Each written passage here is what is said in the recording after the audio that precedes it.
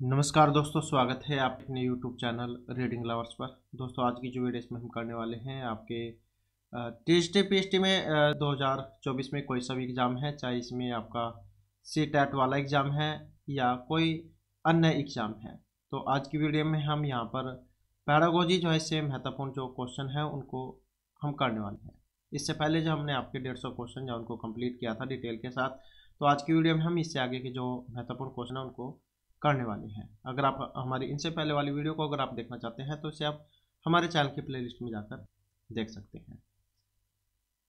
तो जिसमें हमारा जो यहाँ पर पहला जो क्वेश्चन है, जिन प्याजे के अनुसार निम्नलिखित में से कौन से प्रकार का एक तर्क सही है। तो जिन प्याजे के अनुसार यहाँ पर इसमें पूछा गया है, आगमनात्मक तर्क और निगमनात्मक तर्क दोनों ही जो है यहाँ पर ये महत्वपूर्ण है, वेरी वेरी इंपॉर्टेंट है, क्योंकि दोनों ही एग्जाम में आते हैं। तो ये जो यहाँ पर इनके कौन से प्रकार सही है, आगमनात्मक जो तर्क है इसमें बच्चे ठोस संचालन के चरण में उपयोग करते हैं, और जो निगमनात्मक तर्क है इसमें किशोरावस्था तक विकसित नहीं होता है। अब कुट वाला क्वेश्चन है एक तरीके से, और कौन से वाला इसमें सही है। अब जो इसमें सही है ऑप्शन सी को माना गया है, मतलब दोनों ही जो है यहाँ पर इसमें ये सही माने गए हैं। जिन प्याजे जो है इन्होंने संज्ञानात्मक विकास का जो अर्थ था इसमें बताया था कि बच्चे किस तरह से किसी कार्य को सीखते सूचनाओं को एकत्रित करते हैं, वह जिस भी तरीके से अपने कार्य को करने में जो मानसिक क्रिया का इस्तेमाल करते हैं उनसे उनका बुद्धि का विकास, स्मरण शक्ति, भाषा का ज्ञान, समस्या समाधान में चिंतन प्रक्रियाएं एवं तर्क शामिल होते हैं। और दोनों ही तर्क यहाँ पर सही माने गए थे, आगमनात्मक तर्क और निगमनात्मक तर्क। आगमनात्मक जो यहाँ पर तर्क है ये बच्चे ठोस संचालन के चरण में उपयोग करते हैं, और जो निगमन है यह निगमन वाला जो है छोटी कक्षाओं के लिए होता है। इसमें पहले नियम होते हैं, बाद में उदाहरण होते हैं। तो ये किशोरावस्था तक विकसित नहीं होता क्योंकि ये छोटी कक्षाओं के लिए है। आगमनात्मक विधि ये बड़ी कक्षाओं के लिए होते हैं और ये छोटी कक्षाओं के लिए, क्योंकि इसमें शुरू में नियम बाद में उदाहरण होते हैं। तो दोनों ही जाए यहाँ पर इसमें ये सही है। और ये क्वेश्चन जो है पहले DT+P के द्वारा एग्जाम लिया गया था 2022 वाला, तो उसमें जो है आया हुआ था। तो सभी के सभी क्वेश्चन महत्वपूर्ण हैं। इसके बाद क्वेश्चन आ जाता है हमारा जो कोलबर्ग है, इन्होंने लिंग पहचान के विकास में कितने चरणों की रूपरेखा तैयार की थी। तो लिंग पहचान के विकास में 2, 3, 4 या 5 की, और इसमें हमारा सही आंसर है ऑप्शन ए वाला। तो ये 3 चरण जो है यहाँ पर इनके द्वारा माने गए थे। अब 3 चरण कौन कौन से हैं, जिसमें एक तो आ जाता है लिंग स्थायित्व का। तो एक तो जो है लिंग स्थायित्व है, और दूसरे की बात करें तो ये वर्गीकरण है, लिंग वर्गीकरण। और तीसरे की अगर हम बात करें तो ये अनुकूलता है, अनुकूलता, लिंग अनुकूलता। तो इस प्रकार से लिंग स्थायित्व, लिंग वर्गीकरण और लिंग अनुकूलता, ये 3 जो इन्होंने माने थे। इसके बाद है भ्रूण अवस्था के संदर्भ में निम्नलिखित में से कौन सा कथन यहाँ पर सही है। यह प्रसव पूर्व विकास का विचार है। भ्रूण की अवधि जर्मन खसरा और रूबेला के लिए खतरे की अवधि है। अब इसमें भी बताना है कौन सा वाला सही है, और जो यहाँ पर ऑप्शन बी में दिया गया है केवल 2 ही यहाँ पर सही है कि भ्रूण की अवधि जर्मन खसरा रूबेला के लिए खतरे की अवधि है। तो यही जो यहाँ पर इसमें सही माना गया है।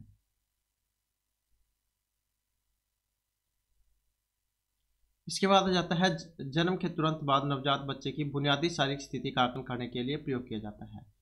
अपगार स्केल, ऑर्डिनल, ब्रिजटल या नॉमिनल स्केल का।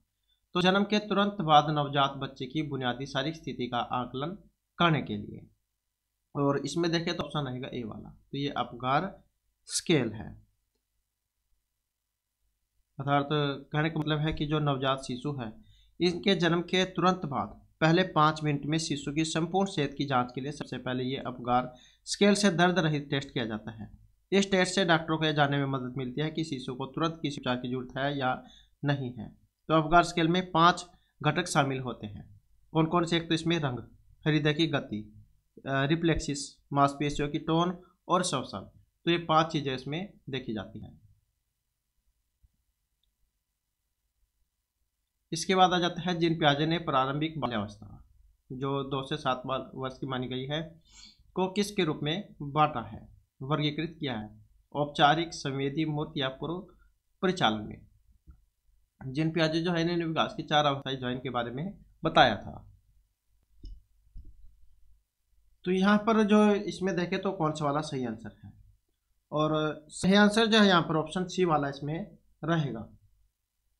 तो पूर्व परिचालन जो है यहाँ पर इसमें ये माना गया था। और 4 जो अवस्थाएं हैं यहाँ पर इसमें बताई गई थी। तो 4 अवस्थाएं बताई गई थी, जिसमें ये जो संवेदीगामक अवस्था सबसे पहले वाली थी 0 से 2 वर्ष वाली। उसके बाद दूसरे नंबर की पूर्व से क्रियात्मक अवस्था थी।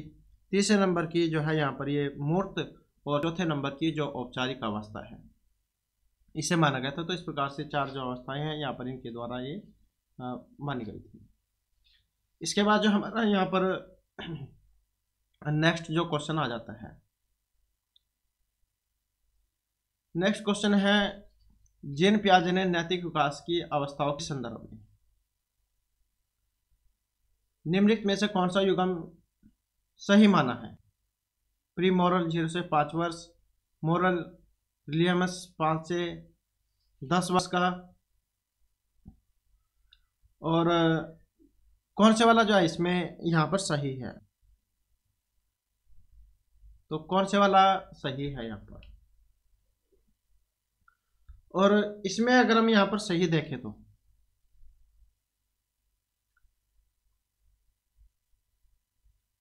तो ये जो ऑप्शन बी वाला है, ऑप्शन बी वाला जो है 1 और 2, तो इन दोनों को ही यहाँ पर सही इसमें माना गया था। अब बात करें यहाँ पर जो ये 2 अवस्थाओं के बारे में जो बात हुई है, ये वाली प्री मॉरल, ये क्या है? तो जीन पियाजे का जो सिद्धांत है इसके अनुसार प्री मॉरल अवस्था 0 से 5 वर्ष की है, और इस क्षण में बच्चों में कोई अनुशासन की समझ नहीं होती तथा उनके लिए मानसिक संचालन करना भी मुश्किल होता है। और जो दूसरी है ये मॉरल रिलियमस, इस सिद्धांत के अनुसार यह अवस्था प्री मॉरल अवस्था के बाद की है, जो 5 से 10 वर्ष तक की होती है। इस अवस्था में बालक यह निर्णय लेता है कि कौन से कार्य सही है, कौन से गलत है, और कौन सी चीज़ अच्छी है, कौन सी बुरी है।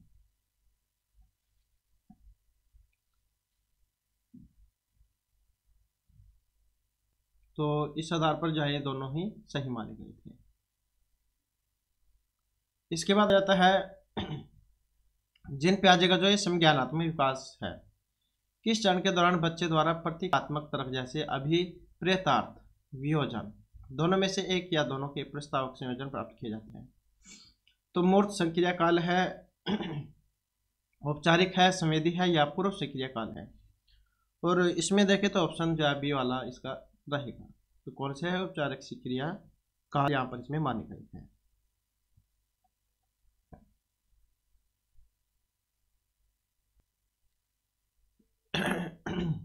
इसके बाद जो नेक्स्ट क्वेश्चन हमारा यहाँ पर आ जाता है कि ब्रायट और टेब्रोसे के मूर्त परिचालन तर्क पर दृष्टिकोण के संदर्भ में निम्नलिखित में से कौन सा वाला यहाँ पर सही है? कि वे पियाजे के सक्रियात्मक के राष्ट्रीयकरण से सहमत हैं। उन्हें दिखाया गया कि बच्चे कम आयु में ही संक्रामिकता कर सकते हैं। तो कौन से वाला फिर इसमें सही है?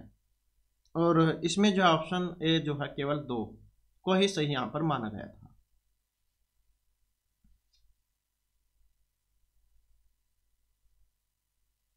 इसके बाद आ जाता है जीन पियाजे सिद्धांत के अनुसार शिशु का पर्यावरण के साथ प्रारंभिक संबंध होता है प्राथमिक सरल प्रतिवर्तों के माध्यम से। कौन से वाला इसमें सही है? और यहाँ पर जो इसमें सही है ऑप्शन ए वाला। तो 1 और 2 यहाँ पर दोनों को ही सही माना गया है। इन्होंने कहा था कि सीखना कोई यांत्रिक क्रिया नहीं बल्कि एक बौद्धिक प्रक्रिया है और एक संप्रत्य निर्माण बालक की आयु के अनुसार ही होता रहता है। और उन्होंने स्पष्ट किया था कि पहले बच्चा सरल प्रत्ययों के माध्यम से सीखता है, परंतु जैसे जैसे बड़ा होता है कठिन से कठिनतम प्रत्ययों को ग्रहण करने लग जाता है। तो दोनों जो है यहाँ पर इसके माने गए हैं। इसके बाद है विकास के संदर्भ में इनमें से कौन से वाला सही है? विकास उतना ही महत्वपूर्ण है जितना कि बच्चे का संस्कृति ग्रहण करना, क्योंकि यह एक जैविक विकास की प्रतिक्रिया है। परिवर्तन, निरंतरता और स्थिरता विकास की प्रक्रिया में शामिल नहीं है। तो कौन से वाला सही है? अब इसमें देखें तो ऑप्शन जो इसका ए वाला रहेगा। तो केवल एक ही यहाँ पर इसमें सही माना गया है, क्योंकि जो विकास है वो एक निरंतर चलने वाली प्रक्रिया है और विकास का यह क्रम मानव के गर्भावस्था से लेकर मृत्यु तक चलता रहता है। विकास के परिणाम स्वरूप ही व्यक्ति में नई विशेषताओं और नई योजनाओं का उदय होता है।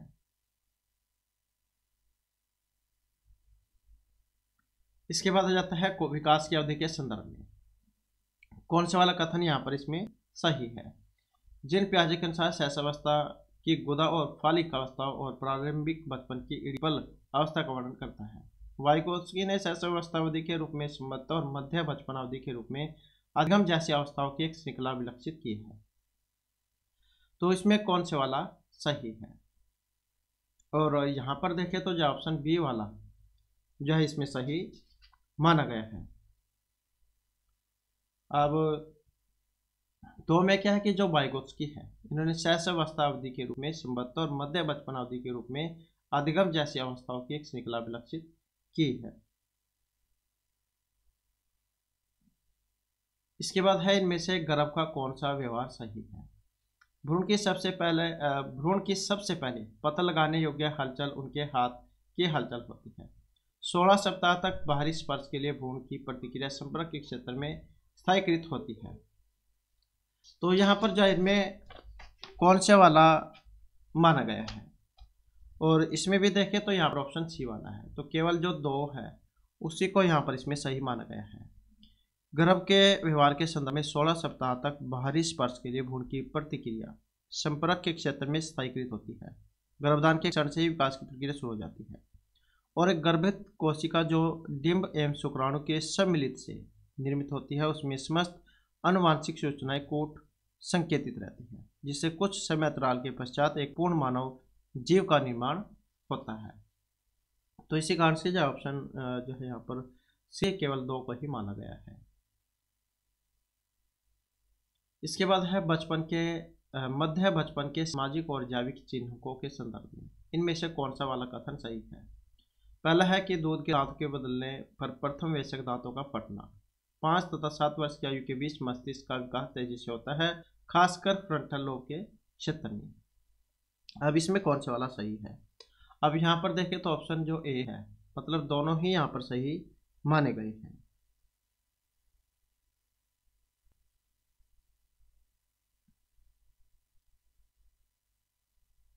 इसके बाद आ जाता है शैशवावस्था को संवेदी गत्यात्मक विकास की अवस्था किसने कहा था। तो शैशवावस्था को संवेदी गत्यात्मक विकास की अवस्था वाइगोत्स्की, गोटलिएव, पियाजे या फ्रायड ने। तो संवेदी गत्यात्मक विकास की अवस्था और जो यहाँ पर ऑप्शन बी में दिए गए हैं। तो ये जो जीन पियाजे जो है इन्होंने कहा था, क्योंकि इन्हें 4 अवस्थाएं जैसे कि हमने पहले ही बात की थी 4 अवस्थाएं बताई थी इन्होंने। संवेदी पेशी अवस्था, पूर्व मूर्त और अमूर्त सक्रियात्मक अवस्था जो 11 वर्ष से बात की है। तो 4 अवस्थाएं बताई थी इन्होंने। एक तो जन्म से 2 वर्ष वाली और फिर थी 2 से 7 की, 7 से 11 और फिर 11 से आगे की। तो इस प्रकार से 4 बताई थी इन्होंने।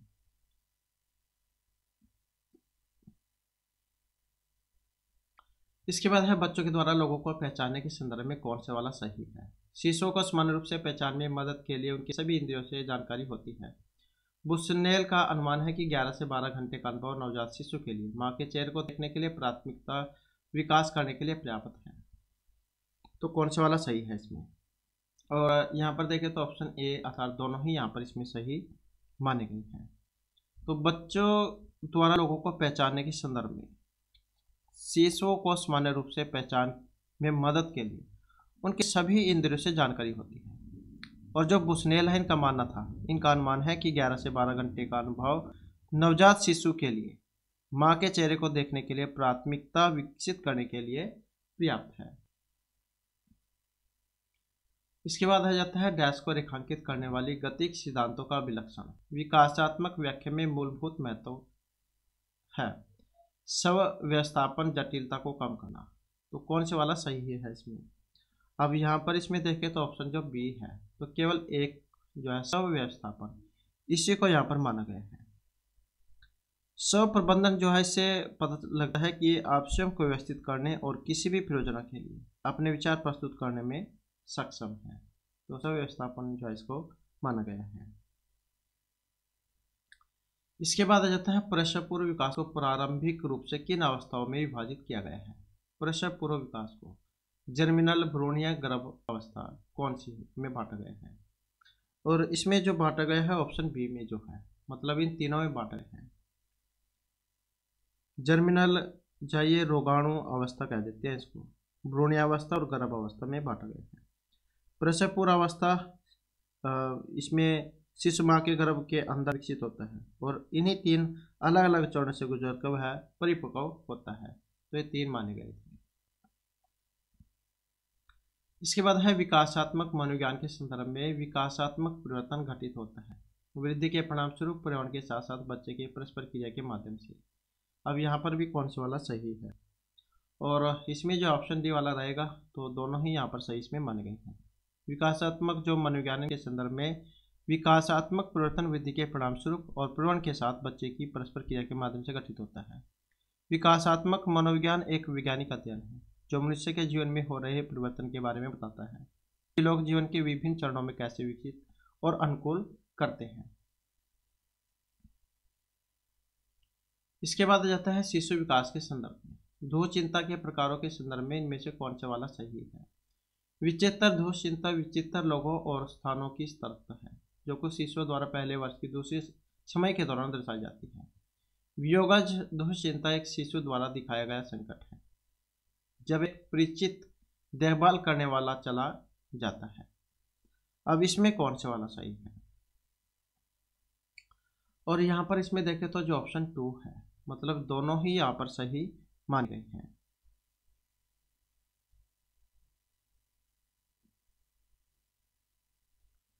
इसके बाद है जीन पियाजे के अनुसार वस्तु का स्थायित्व क्या है।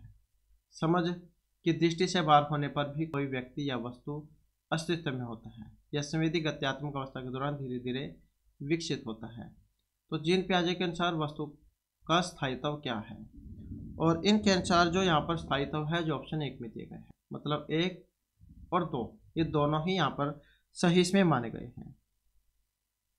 जीन पियाजे जन के अनुसार वस्तु का जो स्थायित्व है बालकों में संवेदी गत्यात्मक अवस्था के दौरान धीरे धीरे विकसित होता है और यह अवस्था बालकों में जन्म से 2 वर्ष तक पाई जाती है जिसमें उनका संपूर्ण कार्य ज्ञानेंद्रियों के द्वारा होगा। इसलिए इस अवस्था को जो है इंद्रिय जनित कामक अवस्था भी कहा जाता है। और वस्तु स्थायित्व बालकों में पाई जाने वाली वह समझ है कि वह समझ की दृष्टि से बाहर होने पर भी कोई व्यक्ति या वस्तु अस्तित्व में होती है। तो इसी कारण से यहाँ पर दोनों इसमें माने गए हैं। इसके बाद आ जाता है जीन पियाजे के उपागम में मूर्त सक्रिया क्या है। मूर्त सक्रिया जो हमने पढ़ी थी इसमें मूर्तावस्था 7 से 11 वाली। तो यह पियाजे के समज्ञानात्मक विकास की तीसरी अवस्था है। इस दौरान बच्चों में तार्किक सोच विकसित होती है लेकिन अमूर्त सोच नहीं।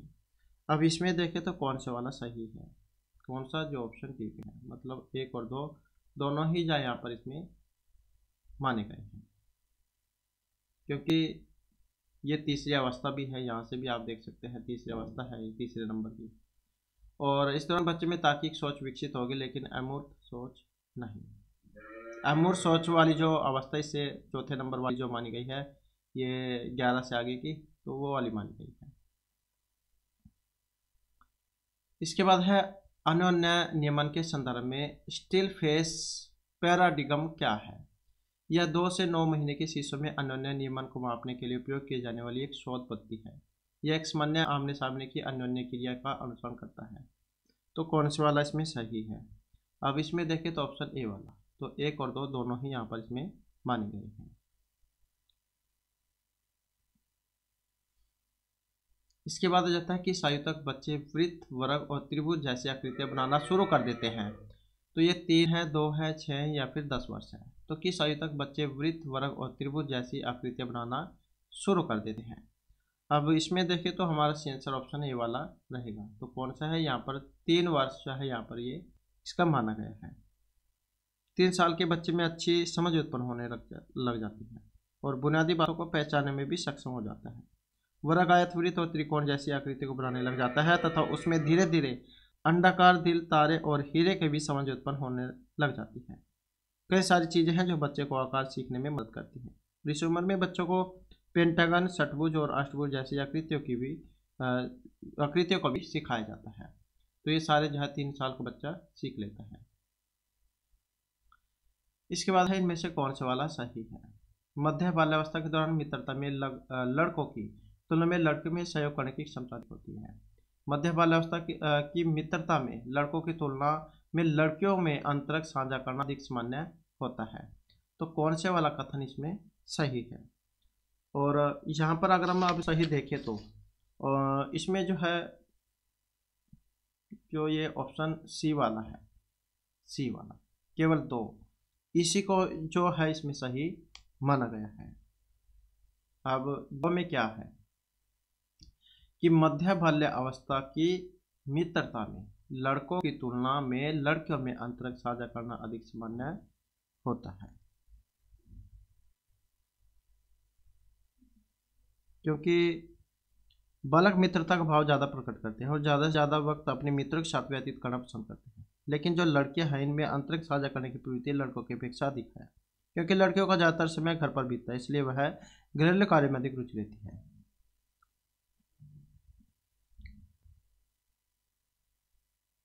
इसके बाद आ जाता है, जब बच्चा चलना सीख रहा होता है तो सामाजिक वातावरण में सबसे ज़्यादा मदद मिलती है। ढांचा निर्माण स्कैफोल्डिंग कह देते हैं जिसे शीतलता में। और इसमें जो हमारा आंसर है ऑप्शन डी वाला, तो केवल एक ही जो यहाँ पर माना गया है। जब बच्चा चलना सीख रहा होता है तो सामाजिक वातावरण में ढांचा निर्माण से सबसे ज़्यादा मदद मिलती है, मतलब स्कैफोल्डिंग से।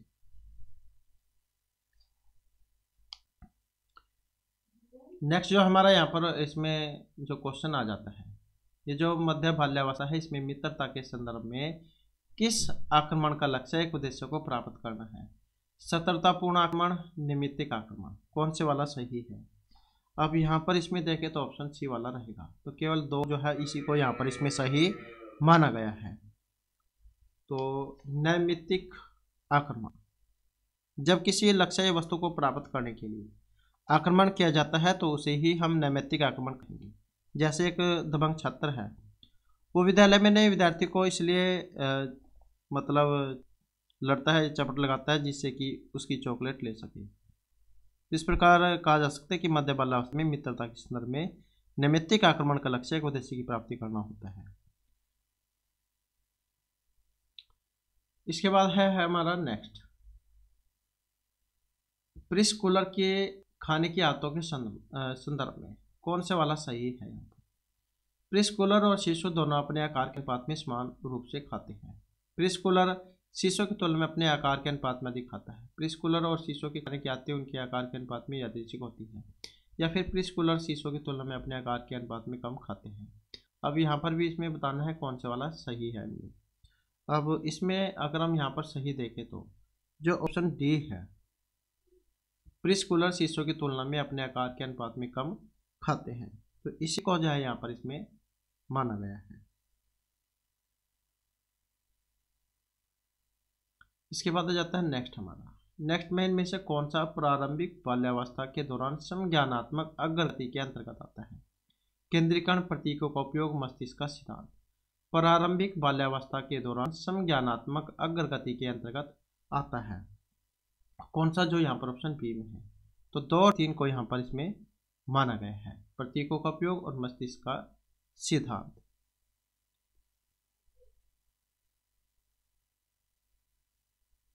इसके बाद आ जाता है नेक्स्ट हमारा, नेक्स्ट में इनमें से कौन से वाला कथन सही है? मध्य बाल्यावस्था के दौरान बच्चों के सहभागी समूह आमतौर पर सभी लड़कियों या सभी लड़के होते हैं। मध्य बाल्यावस्था में लड़कियां लड़कों की तुलना में अधिक परिपक्व होती हैं, तो कौन से वाला सही है इसमें? और इसमें अगर हम देखें तो ऑप्शन बी वाला इसका रहेगा। तो 1 और 2 दोनों को ही यहाँ पर माना गया है। ये जो मध्य बाल्यावस्था की जो अवधि है ये 6 से 12 वाली है, 6 से 12 वर्ष की। और इस आयु के बच्चे विभिन्न प्रकार के कार्यों में तार्किक सोच, तर्क और समस्या को सुलझाने में सक्षम हो जाते हैं। तो मध्य बाल्यावस्था में 3 कथन सत्य बताए गए हैं। एक तो मतलब इसमें जो कथन है 2 बातें बताई गई थी, 2 महत्वपूर्ण बातें, कि मध्य बाल्यावस्था के दौरान बच्चों के सहयोगी समूह आमतौर पर सभी लड़कियां या लड़के होते हैं, और मध्य बाल्यावस्था में लड़कियां लड़कों की तुलना में अधिक परिपक्व होती हैं। तो इसी कारण से जो इन दोनों को यहाँ पर इसमें माना गया है। इसके बाद है प्रारंभिक जो बाल्यावस्था, इसमें सोने का समय दो चिंता का एक रूप ला सकता है, और बच्चा इससे बचने के लिए वह सब कुछ कर सकता है जो वह कर सकता है। घबराहट, विकार, सांस्कृतिक वियोग या सामाजिक। और इसमें अगर हम देखें तो यहाँ पर ऑप्शन डी वाला रहेगा। तो कौन सा है ये, वियोगज जो है यहाँ पर माना गया है। नेक्स्ट है, इनमें से जिन प्याजे के संज्ञानात्मक विकास की कौन सी अवस्था सही वाली है, संवेदीगामक या मूर्त सक्रियात्मक। संवेदीगामक बुद्धि संबंधी मोटर गतिविधियां हैं और मूर्त सक्रियात्मक प्रस्तावक सोच है। और इसमें अगर हम देखें तो जो कौन से वाला सही है, और इसमें जो हमारा यहाँ पर सही है और जो यहाँ पर ऑप्शन ए में दिया गया है, तो केवल एक ही जो यहाँ पर सही है। संवेदीगामक बुद्धि संबंधी मोटर गतिविधियां हैं, 0 से 2 वर्ष की जो है यहाँ पर इसको माना गया है। इसके बाद आ जाता है नेक्स्ट हमारा, नेक्स्ट में है जीन जैक्स। रूसो ने अपनी पुस्तक एमिल में नैतिक विकास की त्रिचरणीय योगों को जोड़ा था। इन चरणों के संदर्भ में कौन सा वाला कथन सही है, शैशवावस्था और बचपन में शिष्य पर आवश्यकता का शासन होना चाहिए, बचपन और यौवन के बीच शिष्य पर उपयोगिता का शासन होना चाहिए। अब इनमें कौन से वाला सही है। अब सही को अगर हम यहाँ पर देखें तो ऑप्शन बी वाला रहेगा, मतलब दोनों ही यहाँ पर इसमें ये सही माने गए हैं। ये जो जीन जैक्स रूसो ने अपनी पुस्तक एमिल में नैतिक विकास की त्रिचरणीय योजना को जोड़ा था, और इन चरणों के संदर्भ में कुछ कथन हैं, जैसे शैशवावस्था और बचपन में शिष्य पर आवश्यकता का शासन होना चाहिए, बचपन और यौवन के बीच शिष्य पर उपयोगिता का शासन होना चाहिए। तो ये दोनों ही जो यहाँ पर इसमें आ जाते हैं। इसके बाद है नवजात शिशु के संवेदी क्षमताओं के संदर्भ में कौन से वाला सही है। जन्म से पहले श्रवण कार्यात्मक होता है और जन्म के समय दृष्टि सबसे कम विकसित इंद्रिया होती है। तो यहाँ पर भी कौन सा वाला सही है, नवजात शिशु की संवेदी क्षमताओं के संदर्भ में। अब इसमें अगर हम देखें तो ऑप्शन सी वाला रहेगा। तो यहाँ पर भी इन दोनों को माना गया है कि जन्म से पहले श्रवण कार्यात्मक होता है और जन्म के समय दृष्टि सबसे कम विकसित इंद्रिया होती है।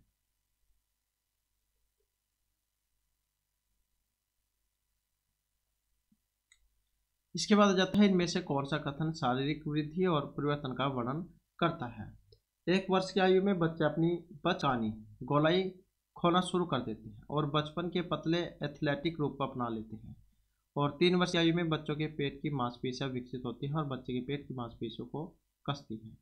अब इसमें भी कौन सा वाला सही है, शारीरिक वृद्धि और परिवर्तन का वर्णन के बारे में।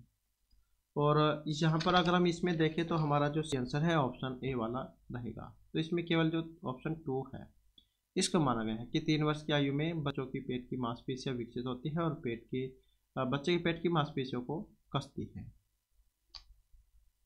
बच्चों में जो शारीरिक विकास है वह तेज तीव्र गति से होता है, और शारीरिक विकास से जो मतलब है सामान्य शारीरिक रचना, सिर की ऊंचाई, भार, शारीरिक अवयव का अनुपात, आंतरिक अंग, हड्डियां और मांसपेशियों का विकास, स्नायुमंडल, मस्तिष्क और अंतःस्रावी ग्रंथियां इनके विकास से है।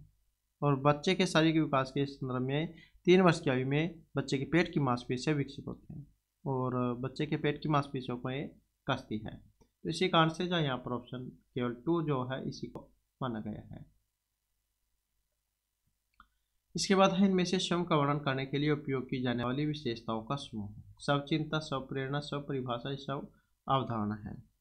अब इसमें देखें तो हमारा ऑप्शन रहेगा बी वाला। तो कौन सा है, स्व परिभाषा है। उदाहरता अपनी ही इच्छा से या बिना किसी की प्रेरणा आदि से स्वतः से कोई कार्य करना या करवाना। तो यह स्व परिभाषा। इसके बाद है, शैशवावस्था में उत्तेजना की निम्नलिखित में से कौन सी अवस्थाओं की गति से सही रूप से सुमेलित है। अनियमित नींद मांसपेशियां मरोड़ती है लेकिन कोई बड़ी हलचल नहीं होती। चेतावनी, निष्क्रियता, शांत गति, चारों ओर देखते हुए सिर अंगों को हिला सकता है। तो शैशवावस्था में उत्तेजना की निम्नलिखित में से कौन सी अवस्थाओं की गति से सही रूप से सुमेलित है, और जो यहाँ पर ऑप्शन बी में आई है। तो मतलब 1 और 2 दोनों को ही यहाँ पर इसमें माना गया है। शैशव जो अवस्था है ये दोनों ही आ जाती है इसमें, अनियमित नींद और चेतावनी, निष्क्रियता। इसके बाद जो हमारा नेक्स्ट क्वेश्चन है, जन्म आघात क्या है। जन्म आघात, जन्म के 15 दिन के भीतर लगी हुई चोट, 2 दिन के भीतर जन्म के समय या जन्म के 5 दिनों के भीतर लगी हुई चोट। तो जन्म आघात ये क्या है? इसका मतलब होता है जन्म के समय अगर किसी बच्चे को कोई चोट आ जाती है तो उसे कह देते हैं, जो अक्सर बच्चे के जन्म के दौरान शारीरिक दबाव या आघात के परिणाम स्वरूप होता है। जन्म के आघात से होने वाली जो जटिलता है इसमें सिर, रीढ़ की हड्डी, कोमल ऊतक और अंगों को नुकसान आदि को शामिल किया जाता है। इसके बाद है प्री ऑपरेशनल थॉट के संदर्भ में प्रतिक्रियात्मक कार्य। प्रतीकों या मानसिक अभ्यावेदन का उपयोग करने की क्षमता प्रत्येक बच्चों को शारीरिक रूप से उपस्थित हुए बिना उन्हें याद रखने और उनके बारे में सोचने में मदद करती है। तो प्री ऑपरेशनल थॉट के संदर्भ में कौन से वाला यहाँ पर माना गया है? और इसमें अगर हम देखें तो ऑप्शन ए वाला रहेगा, मतलब यहाँ पर जो दोनों हैं इनको सही माना गया है। इस अवस्था में बालक जो है संकेत और चिन्ह को मस्तिष्क में ग्रहण करता है और निर्जीव वस्तुओं को सजीव समझता है।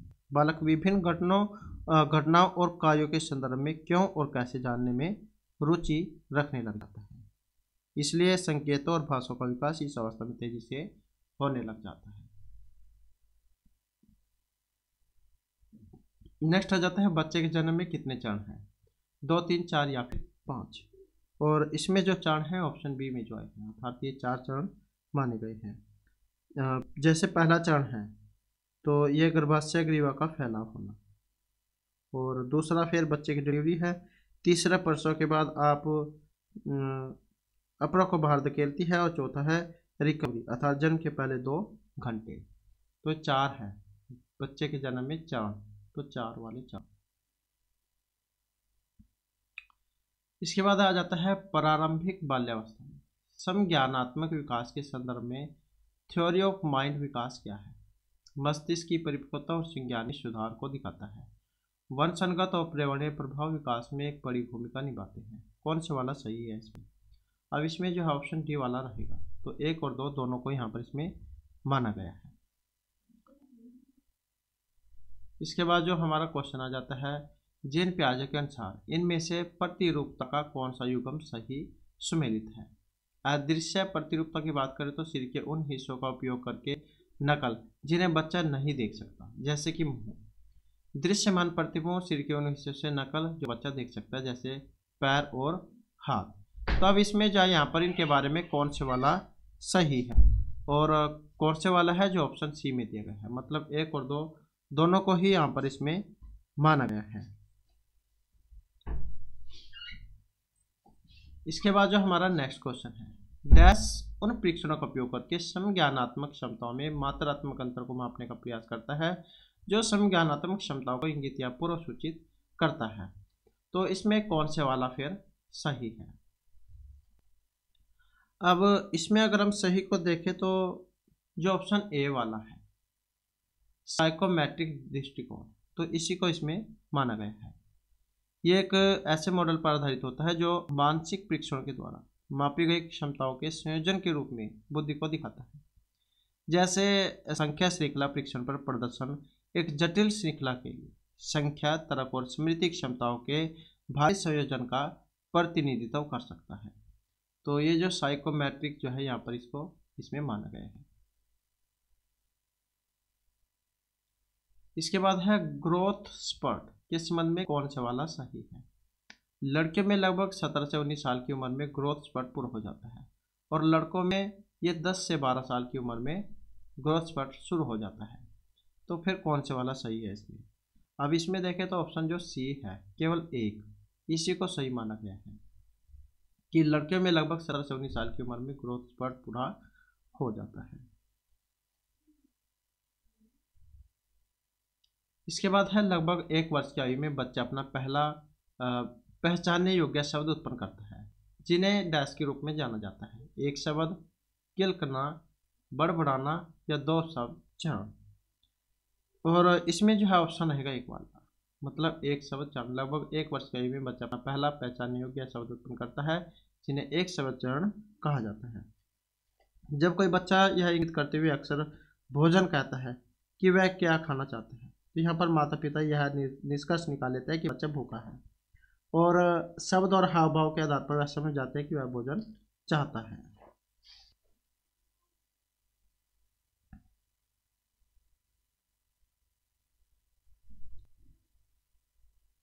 और इसे जो है वन वर्ड स्टेज भी कई बार कह देते हैं, एक शब्द चरण।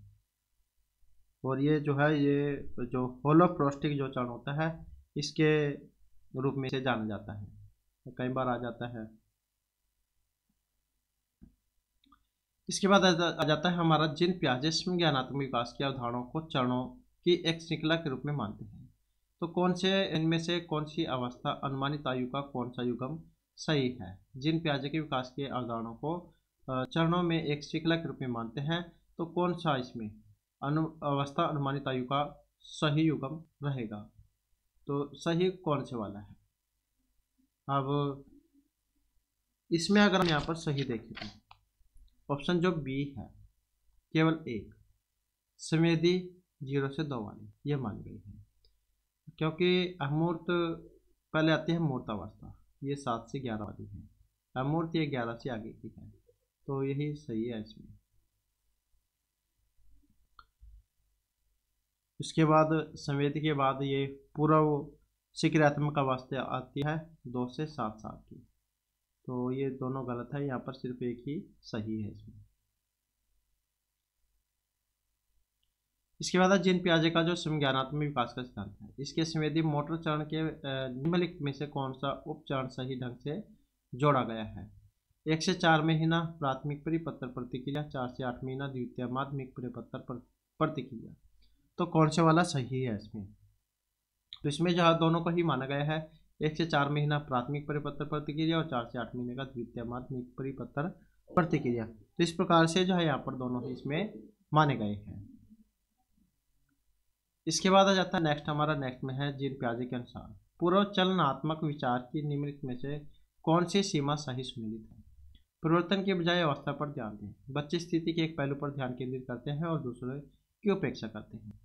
अहम केंद्रवाद की बात करें तो बच्चे यह मान लेते हैं कि हर कोई वैसा ही सोचता, समझता और महसूस करता है जैसे वह करते हैं। अब कौन से वाला सही है इसमें? अब इसमें अगर हम सही देखें तो ऑप्शन जो डी है, ऑप्शन जो डी है उसको सही माना गया है। मतलब केवल जो ये 2 वाला है इसको सही माना गया है। अहम केंद्रवाद जो है बच्चे यह मान लेते हैं कि हर कोई वैसा ही सोचता है, समझता और महसूस करता है जैसे वह करते हैं, तो इसे कह देते हैं अहम केंद्रवाद।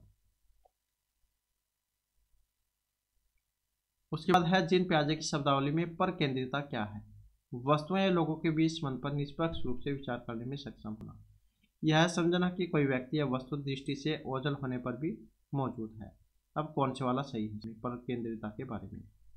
और इसमें जो यहाँ पर माना गया है ऑप्शन देखो, तो यहाँ पर भी केवल एक जो है इसको माना गया कि वस्तुओं या लोगों के बीच संबंधों पर निष्पक्ष रूप से विचार करने में सक्षम होना, तो यह है पर केंद्रिता।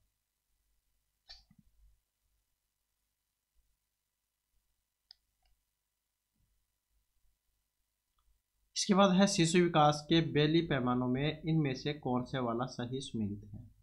12 महीने अकेले चलता है, 14 से 16 महीने एक पैर से सीढ़ियों से नीचे उतरना। तो शिशु विकास के बेली पैमानों के बारे में कौन से वाला सही है? कौन से वाला सही है इसमें? जो ऑप्शन बी में है, केवल एक वाला, 12 महीने अकेला चलता है। शिशु और बाल विकास का बेली पैमाना मूल रूप से मनोवैज्ञानिक नैन्सी बेली के द्वारा विकसित मापों की एक मानक श्रृंखला है, जिसका उपयोग मुख्य रूप से 1 से 42 महीने की उम्र के शिशुओं और बच्चों के विकास का आकलन करने के लिए किया जाता है। और इस पैमान के अनुसार 12 महीने में शिशु का विकास इतना हो जाता है कि वह अकेले चलने लग जाता है। तो इसी कारण से ऑप्शन 1 यहाँ पर माना गया है। अब ये कई बार जो सिद्धांत ये जो खोजें जो होती हैं, ये उस खोज करने वाले के नाम पर ही होती है। तो ये नैन्सी बेली थी जिन्होंने की थी, नैन्सी बेली। तो इन्हीं का है पैमाना। इसके बाद है रवि ने 4 माह की आयु में सहारे से बैठना शुरू कर दिया और 10 माह की आयु में खड़ा होना। तो विकास के अनुक्रम क्या कहलाएंगे? अध्ययन, वृद्धि, चरण या विकास की महत्वपूर्ण घटनाएं। मील का पत्थर, ये एनवीएस का एग्जाम तो उसमें आया हुआ था ये क्वेश्चन।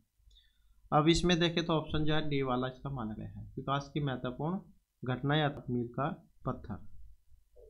तो इस प्रकार से जो हमारी आज की क्लास और महत्वपूर्ण क्वेश्चन थे ये पेडागोजी वाले। नेक्स्ट वीडियो इसमें आपके लिए नए जो महत्वपूर्ण क्वेश्चन है वो लेकर आएंगे। और दोस्तों हमारे साथ अंत बनाने के लिए धन्यवाद।